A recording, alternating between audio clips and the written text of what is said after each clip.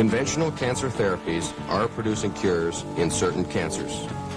Other cancer conditions cannot yet be cured. There is a limit to how much therapy the body can take. Beyond this point, there is no hope.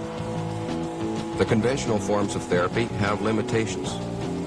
This fact drives people to become radically involved in an urgent search for additional forms of cancer treatment.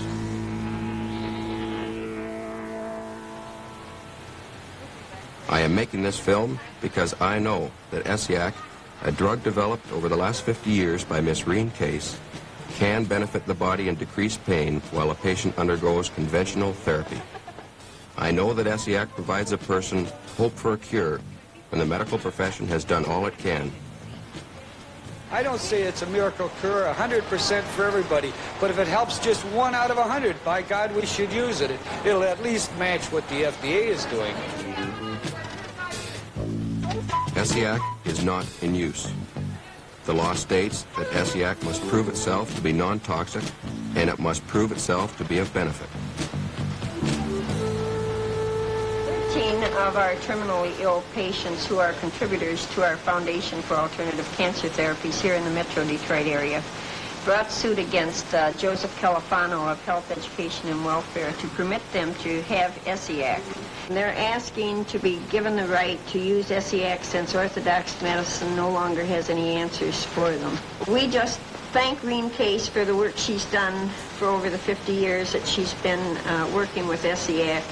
And we say now that we know here in the States about it, we're going to continue the fight and support her because we want it. You can't burn a cancer out of a body with radiation. You can't poison it out of the body without poisoning the body as well. And I feel that nature holds the answer, the only answer for cancer patients, and as such, we should have it. Our constitutional rights at the moment are being denied to us, and it shouldn't even come down to a court hearing. It should be a matter of fact that we have what we want for our bodies and not have to fight for it in this manner. In fact, as it's well known in the state of California, the state legislature actually made it a felony for a doctor to use any than the accepted methods of treatment for cancer, and they named them in the legislation. Surgery, chemotherapy, radiation, and cobalt. And when doctors are hemmed in like this and their very livelihood is threatened, they're not going to be anxious to step out of line.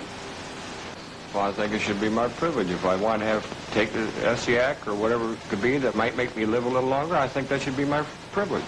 I think I should have what I want to do instead of them telling me that I'm going to die. Did they do it? Yes, the doctor told me that under the treatment that I was taking. When my body couldn't take it no longer, there was nothing he could do. I said, in other words, just get in the box, dig the hole, and wait. He said, yes. That was the very words he gave me. And I'm too young to get in the box yet, I think. So you want Essiac? I want Essiac. We have many doctors on our side. We have many doctors in our group with cancer. And they want the Essiac just as badly as we do.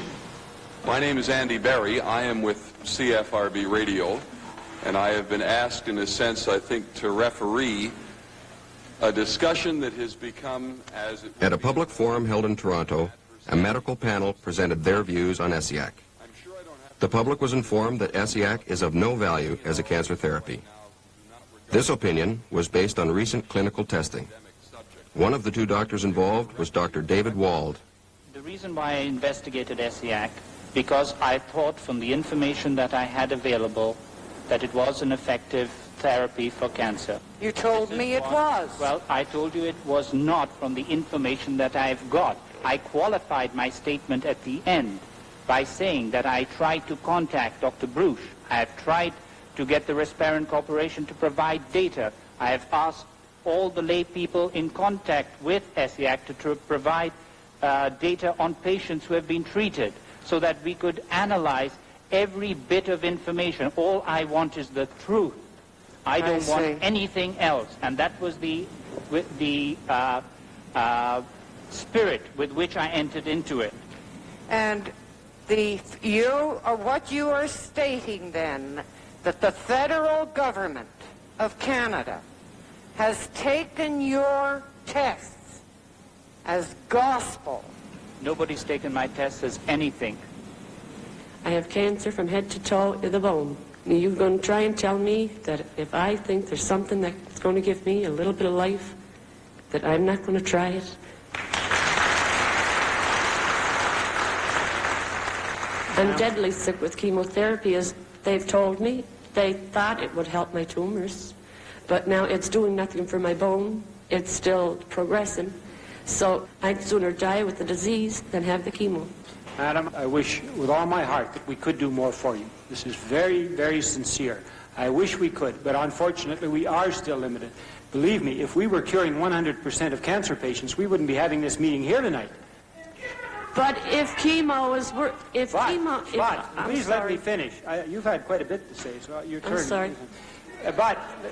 But I do want to add at the same time, if we release Laetrile and Essiac and Crobizin and coke treatments and Anablast and so on, I can give you a very long list. You'll have a very wide choice. Then when there is something effective, how will you know which to choose from? Well, I don't have that much time.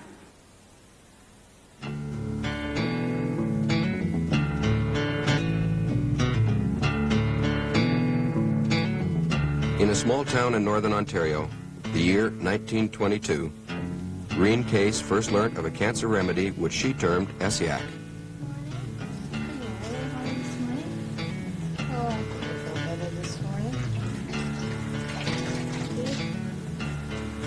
Well, I was head nurse at the Sisters of Providence Hospital at Hillsbury, and I saw a patient that had a scarred breast. What happened here?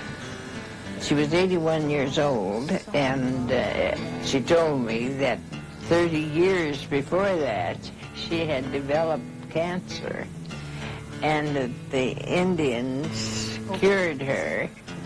At least they told her of herbs that were beneficial. If it hadn't been for my mother's only sister becoming ill with cancer, I would never have thought of doing anything but nursing. I gave up my position at the hospital and went down, and I asked Dr. R.O. Fisher, who later was Dean of the University of Toronto, if he would watch over her, if I would try some of these herbs. And he said he would, and it took quite a while, but she got better. And she lived for 21 years. In about 1943, I was diagnosed in Toronto General Hospital as having a growth in the bowel which was inoperable. And that was in January, and my husband was told that when the snow was gone, I would probably be gone with it. So through friends, I was directed to Miss Caisse, and I came to her and had treatments from her for practically 3 years, and felt I was cured, and I've had no return of it since. Dr. McGuinness heard about me in Toronto. He was member of Parliament, and he came back and he said, "I want you to treat a patient for me." And I said, "No, I'm not treating any patients up here." He said, "Oh, yes, you are." He said, "This one has diabetes and cancer of the bowel." And he said, "I'm using insulin for the diabetic condition." And he said, "I want Essiac for the cancer." And I said, "I'm not mixing them. I won't do it." So I wouldn't do it. So he said, "I'll tell you what we do. We'll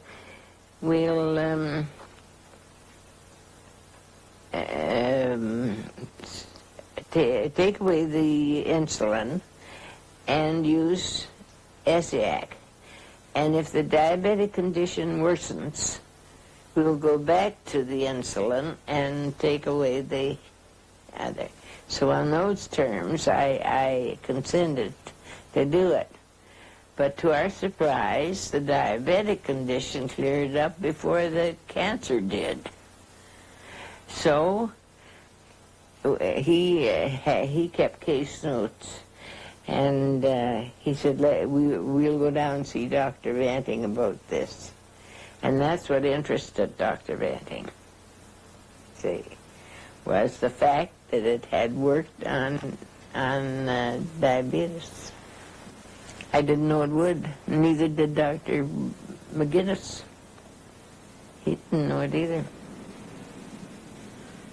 Thank God, Essiac, last minute, cured me, and all teeth was repaired and went back, and just I am a normal man again, who eat well, who drink well, and sleep well, and no more burning in my body. Dr. R.O. Bastida of Bracebridge sent me a patient, cancer of the bowel, Bert Rosen, and I cured him. So Dr. Bastida went before the town council and mayor and persuaded them to give me a building that they had taken for taxes as a clinic, that I had made a great discovery and that I should be supported in my own hometown. So they persuaded me to go and set up the clinic, where I treated for 8.5 years. Our clinic would be full every time we were there. And there were people came in ambulances who were not able to come in for a treatment. She would have to go out and administer the medicine out in the ambulance. Then as the time went on, we watched these people be able to walk in. And finally, they were driving their own car to get Essiac. I treated from 300 to 600 patients a week.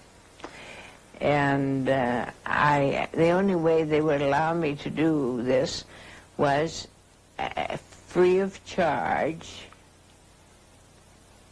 and I had to have a doctor's diagnosis for every case I treated. So we brought the diagnosis to Nurse Case, and I took treatment from her every week for about a year. And I have no cancer today. Well, Dr. Banting wanted me to work with him, but he was doing animal research, you see. At the time, he was working on chickens, to tell you the truth. And, but they wanted me to close my clinic and just do animal research. And with 400 to 600 patients depending upon me for treatment, I couldn't leave them and go and work on animals. So I refused his offer, though I was very flattered by it, I must say, because he was a very wonderful doctor.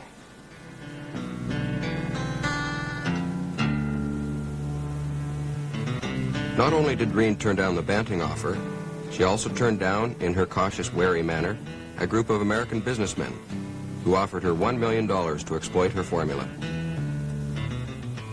Dr. Leonardo, he was a cancer surgeon, and he used to go to Vienna every year for 2 months, special surgery. And he came to my clinic, and there were about 50 patients waiting. And he said, "Do you think you have a cure for cancer?" I said, "I'm way beyond thinking I know." And he said, "I don't believe it." I said, "That's your privilege." So he asked if he could talk to the patients, and I told him yes.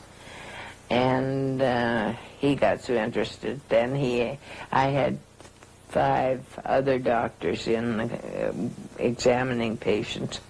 And he asked if he could go in with them and examine patients, and I told him he could.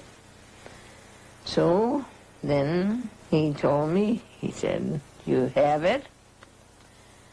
But he was rougher than that. He was a big, fluff fella.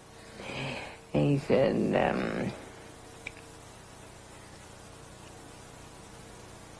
but the medical profession will never let you do this to us. Rene Caisse was called before the legislature in 1938 to determine Essiac's legal status. There are signatures of people who supported my work when I went before the legislature. I was trying to legalize my treatment, and the patients went out and got this petition signed, 55,000 names on it. And I went before the legislature and I lost out by 3 votes.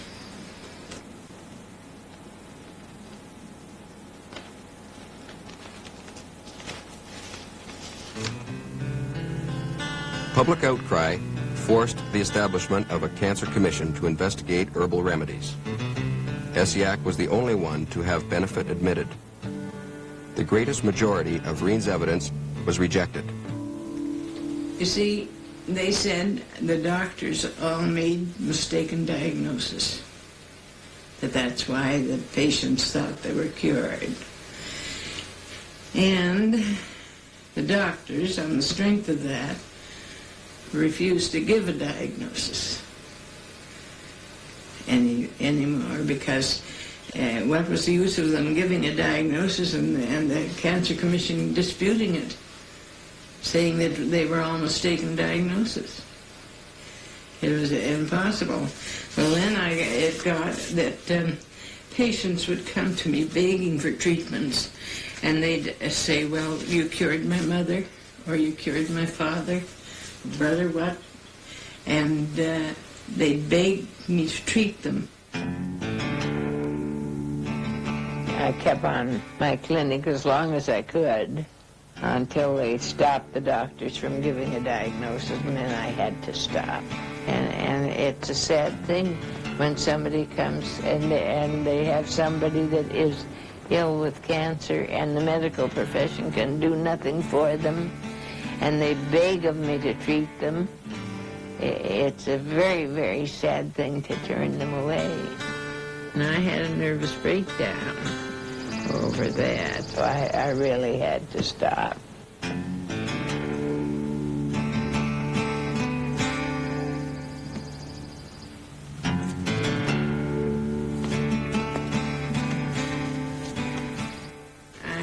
I don't see how they can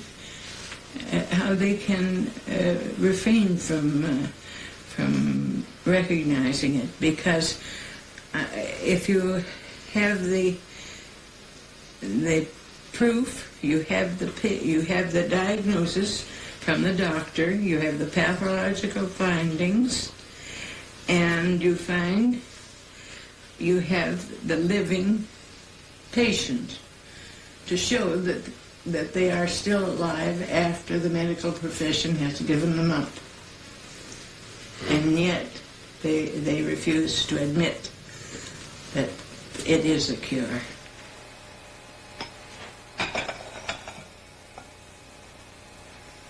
I have to grind them. I used to get them already ground wholesale, but I can't get it now, so I had to buy a grinder and grind myself. But I prepare everything myself. All the herbs and the way it's done. And then I bottle it and give it to the doctors to use. I can't use it myself. I'm not allowed to. In fact, I'm still under police protection. I didn't work with for 50 years with it, not to know how to use it and how to make it and what strength to give and what not to give and so on.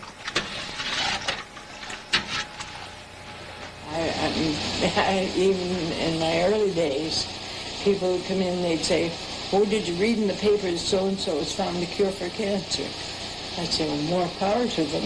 If they can cure cancer, let them go do it. There's lots of cancer to cure. I never felt any resentment for anybody that would try, even try, to cure cancer. Drop something.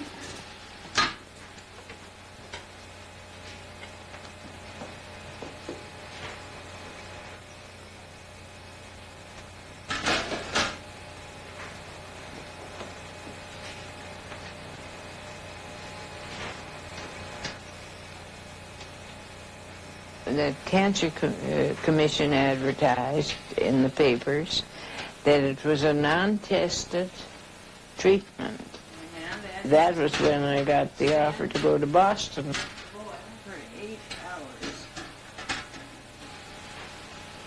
After supervised clinical testing in Toronto and Chicago, Rene consented, with feelings of redundancy, to further test in Boston. She worked alongside 18 doctors, one of them being Dr. Charles Brush. About 20 years ago, 1958, here in this lavatory in Cambridge, Massachusetts, the Bruce Medical Center, Dr. McClure, an outstanding researcher and internist, gastroenterologist, undertook to study the effects of a drug or an herb called Essiac. This herb had been brought down here from Canada by Miss Caisse, what showed documentary evidence that it had helped many, many people. Our work here, we showed and we found to our benefits and to the benefit of the individual that it was non-toxic and did have effects in help in the treatment of cancer. And as a result of this, we recommended to Ms. Caisse that she go and further follow its research in an outstanding clinic that specialized in cancers as the Sloan Kettering Laboratory. The Sloan Kettering Institute in New York is one of the foremost cancer centers in the United States. The vice president and associate director is Dr. Chester Stock. The results that I reported to Rene Caisse were studies in sarcoma 180 in the mice in which we were looking not only for possible primary inhibition of the tumor, which did not occur, but also for regressions. And there was a very small percentage in a small group of regressions, but we never had the opportunity to confirm this and to see whether we could obtain better results. It's not available because, as I say, the government felt that it's toxic, or it has to be proved that it's not toxic. At the dose levels that we used at the Sloan Kettering Institute, we did not see any toxicity. I think if we had gone to higher doses, we very likely would have seen toxicity, but at the doses we employed, we did not see toxicity. The emotional benefit is that if an individual comes in and he finds out that his pain is lessened, or he finds out he's putting on a little weight, or finds out he has a little better appetite, and find out that other people have been helped, he feels that he is on the road of getting somewhere. So he gets a better frame of mind, the family does with him, and his friends, that something is being done. I think we've taken the position that we still need better methods of treatment, better drugs, that we don't have enough information yet on just how to find the best drug. And therefore, we've, through the years, tried to maintain a very open attitude about such materials and to test them. And sometimes we do find activity when we don't expect to find it. I feel that if Essiac were used in conjunction with any therapy that is now being used, that would have a great deal more merit. And I know it would help a lot of people.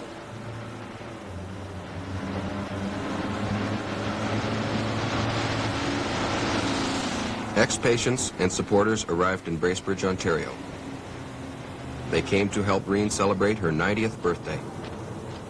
They have experienced the benefits of Essiac. Many of the people here feel they owe their life to Rene.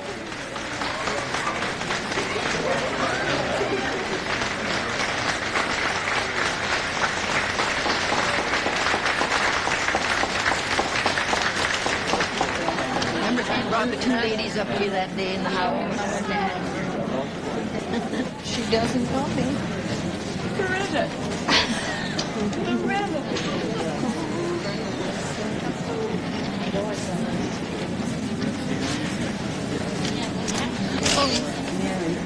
That's a easy surprise. Did you find her yet?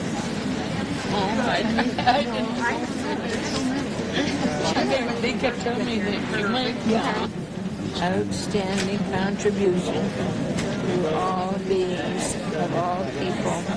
Please accept my very best wishes for your health, dear Elliot Trudeau. Very nice. Well, this is a tremendous day for you. In going over Essiac, we find a much higher percentage. We find people that are sick and unable to eat, down mentally and physically, pick up under this drug.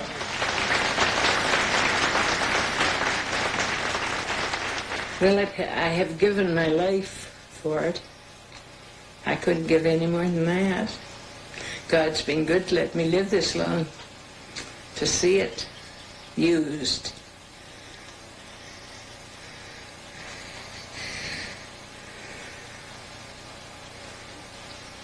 And used by people.